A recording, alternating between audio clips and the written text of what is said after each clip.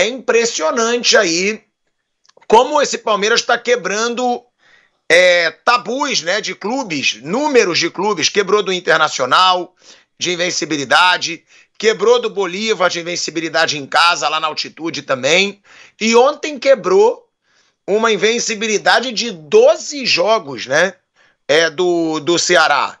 O Ceará não perdia, havia 12 jogos, tá, dentro da sua casa, se eu não me engano, desde agosto do ano passado, e o Palmeiras foi até o Castelão e venceu o Ceará pela Copa do Brasil.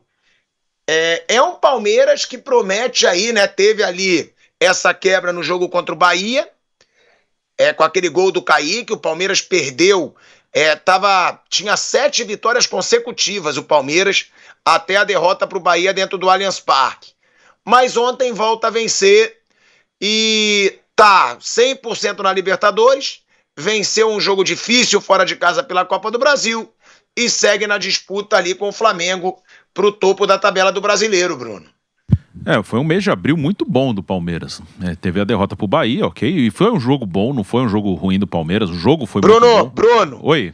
Desculpa, são 21 jogos. Eu confundi com outro número aqui que tá na pauta. 21 jogos de invencibilidade do Ceará desde agosto do ano passado. Que é uma marca importante. Não é fácil ganhar do Ceará lá. O Grêmio já foi lá e perdeu no Brasileiro, o Vasco já foi lá e perdeu. Não é fácil jogar com o Ceará lá em Fortaleza. O Palmeiras, nesse mês de abril, ele teve uma tabela difícil, juntando aí todas as competições, e passou muito bem. Você citou alguns jogos, ganhou do Inter em Porto Alegre, ganha do Fortaleza fora, ganha lá na altitude do Bolívar, ganha o clássico do Corinthians, né, na Arena Barueri, um pouco tempo depois de ter perdido uma final pro Corinthians, e agora ganha também na Copa do Brasil fora de casa contra o Ceará, no único confronto de Série A dessa fase da Copa do Brasil. Então foi um mês muito bom, acho que foi um mês que o Palmeiras, na prática, se coloca de novo como um time competitivo. Eu nunca achei que o Palmeiras deixou de ser competitivo, mas havia uma cornetagem da própria torcida, uma dúvida, questionamentos. Eu via sempre como um processo normal de mudança de elenco, que em alguma hora ia acertar. E até, voltando ao que a gente falou do Abel, e ter lá o Abel Ferreira, por ser um técnico que já conhece o clube, que tem moral lá dentro, que é campeão lá dentro, facilita que esse processo seja mais rápido. O Abel é um cara que pode demorar um pouquinho para montar uma nova equipe, que não é tão simples assim, você perder jogadores, trazer outros jogadores, encaixar esses outros jogadores e o time jogar bem. Às vezes demora, às vezes dá logo de cara, encaixa rapidinho e vai. Mas o normal é que demore um pouquinho. E com o Abel esse processo ele fica mais fácil, porque ele vai estar trabalhando tranquilo. Mesmo que tenha cornetagem, ele sabe que o emprego dele não está em risco. Se é um cara com emprego em risco, o cara vai precipitar, não vai ter paciência com o jogador. Esse cara tá mal, eu vou tirar porque eu tô correndo risco, então vou tirar esse cara que tá sendo vaiado e vou fazer outra coisa, que se eu segurar esse cara no time, vai sobrar para mim e para ele. Então, tendo um cara lá que tem esse tamanho, ele pode esperar o Felipe Anderson se acertar, que é o que começou a acontecer nesse mês de abril. O cara tá aí desde o meio do ano passado, agora tá começando a jogar bem com frequência. Ter o Abel lá vai fazer com que tenha paciência para o Vitor Roque se acertar. Ontem, mais uma vez, ele não fez gol. Mudar a formação da equipe, testar coisas. Nesse mês, ele estava sem Marcos Rocha e Mike. Ele testou Bruno Fux de lateral, funcionou. E deu chance ao Giai, que era outro que ainda não tinha acertado, e agora, pela primeira vez, tem uma boa sequência. E, para mim, ele hoje é o titular da lateral direita, é o Giai. Eu acho que mesmo se Marcos Rocha e Mike estiverem à disposição, o argentino é o titular. Vai ter um revezamento, até do jogo do Bahia para o jogo de ontem ele trocou 6, mas até por estar ainda montando a sua equipe, não dá para dizer que jogou com reserva ontem ou reserva domingo. O Estevão ficou no banco domingo, ontem ele jogou, o Piquerez ontem ficou no banco, jogou domingo. Então o Palmeiras volta a ter um grupo agora no campo, na prática, muito forte, muito competitivo, e tem várias opções. O Veiga praticamente não jogou esse mês, tá machucado, o Murilo praticamente não jogou, então mesmo assim consegue ser forte, e alguns jogadores se adaptando ao Palmeiras. Paulinho entrou bem no jogo de novo ontem, então o Palmeiras é muito forte, de novo é muito forte. O Vitor Roque, ele já vai, né, ele chega a 12 jogos sem marcar gols pelo Palmeiras. Vale a gente lembrar, Vitor Roque estava no Barcelona, sai do Brasil como uma das grandes promessas do futebol brasileiro. No Barcelona, claro, teve poucas chances, até pelo que a gente viu ontem, né? Nossa, eu tava no estádio. Meu irmão, o que é o Yamal jogando, a gente ainda vai falar sobre isso hoje, porque muitos brasileiros até me criticaram quando eu postei que o Yamal é disparadamente o melhor do mundo hoje, e aí eu vou assumir aqui pelo meu lado, porque muita gente não vê jogo, não vê tantos jogos como eu, e aí você acha, pô, o Rafinha é junto com o Yamal o cara do time, e quando eu postei que o Yamal é disparadamente o melhor do time, muitos brasileiros, do Rafinha você não fala, só porque é brasileiro. Deixa eu falar, vendo do campo, não tem a menor comparação. O Yamal é craque. O Yamal, ele chama o jogo o tempo inteiro. O Rafinha não. O Rafinha é um jogador de time, o Rafinha vai, volta, chuta muito bem, faz gol, dá finalização. Só que o Yamal é craque, gente. Até conversando, né? Eu não comparei, conversando com o Deco, eu não comparei os dois. Mas eu perguntei, cara, o craque, ele falou, cara, craque é o Yamal. O Yamal, ele é diferente, ele é diferente. Ele é aquele cara que ele nasceu com talento. É muito surreal ver esse moleque jogando do campo. O que ele fez ontem é brincadeira. 17 anos, parecia que ele estava no colégio, jogando com os amigos numa semifinal de Champions. Agora, eu tô falando sobre isso, né, sobre essa situação do Barcelona, porque eu falei sobre o Vitor Roque. O Vitor Roque, ele vai pro Barcelona. Tudo bem, não teve muitas chances, porque tem esse ataque sensacional, o Barcelona. Mas vai pro Betis, também. Foi pro banco, não voltou mais a jogar. Vem pro Brasil, custando 25 milhões e 500 mil euros. A contratação mais cara da história do futebol brasileiro. E ainda também não mostrou. Eu acho que ele vai mostrar. Acho sim. Mas, tá demorando. São 12 jogos sem marcar um gol sequer e jogando muito, com muita minutagem. Bom, a gente segue no YouTube, o Mauro César Pereira. É pra eu te perguntar sobre essa situação aí do Vitor Roque, Mauro. Tá demorando muito para emplacar ou é normal na sua opinião?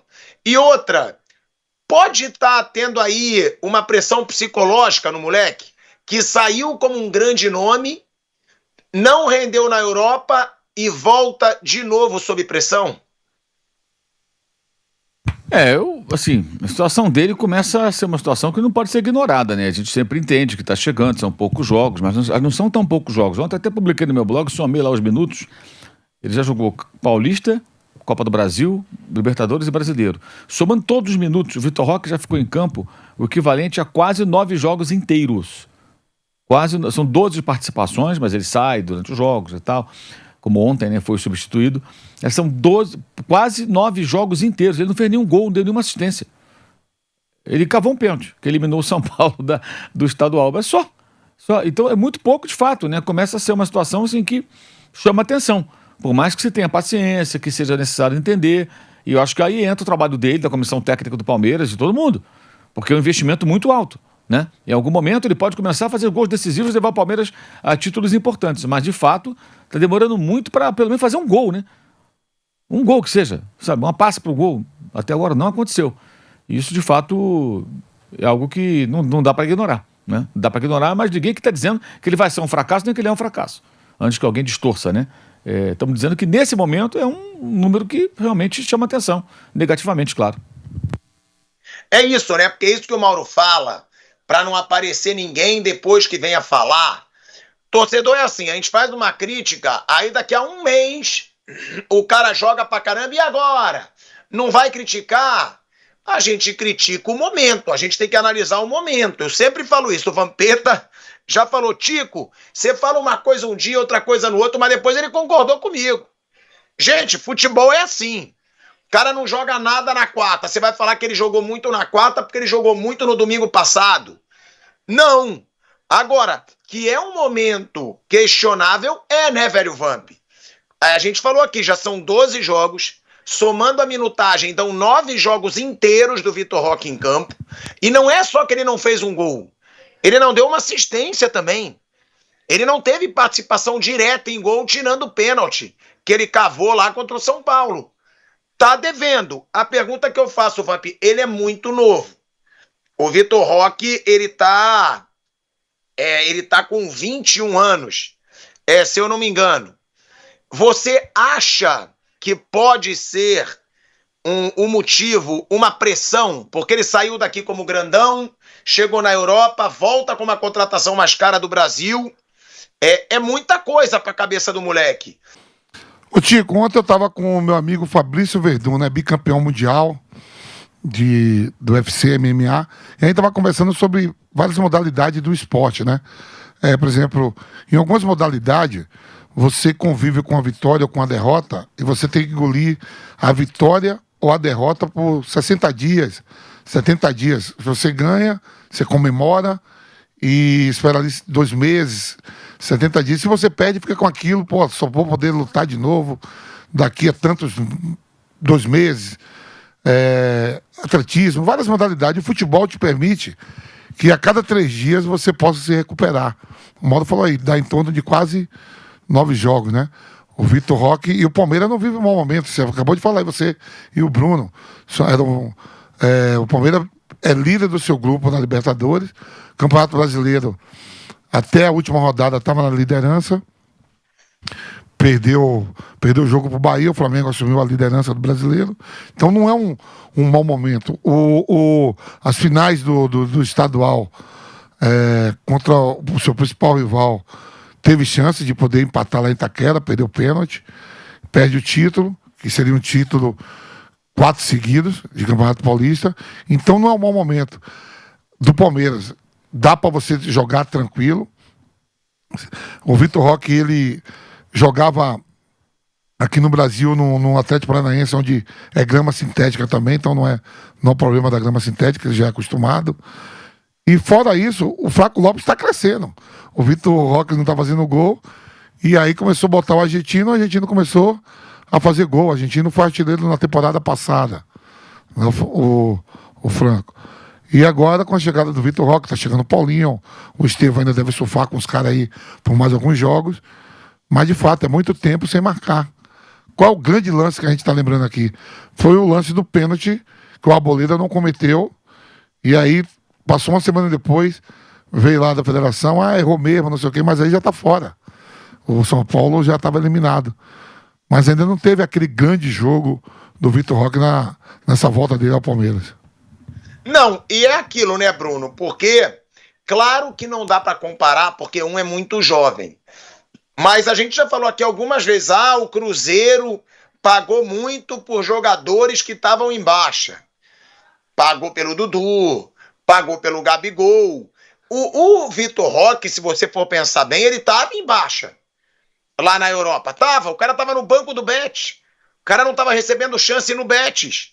Então, ele estava num momento ruim. E foi pago 25 milhões e 500 mil euros pelo cara. O salário do cara, com certeza, deve passar de 2 milhões de reais. Para ele ter vindo por esse valor que ele veio. Ou seja, é muito caro. E você é o cara desse programa, Bruno, que mais fala que jogador no Brasil é supervalorizado. No caso do Vitor Roque também, ou não? Já que o Vitor Roque é jovem, tá num momento que, se ele explodir, você pode vender ainda mais caro para a Europa novamente, ou não? Ou foi muito caro realmente para um jogador que estava em baixa na Europa? Eu acho que o valor é altíssimo, mas o mercado do futebol, hoje você não compraria um atacante de 20 anos que faz gol, ele tem um histórico de gols marcados, por menos que isso. Você não compraria. Aí você tem que avaliar se vale comprar ou não. Mas aí tem algumas distorções. O mercado está inflacionado.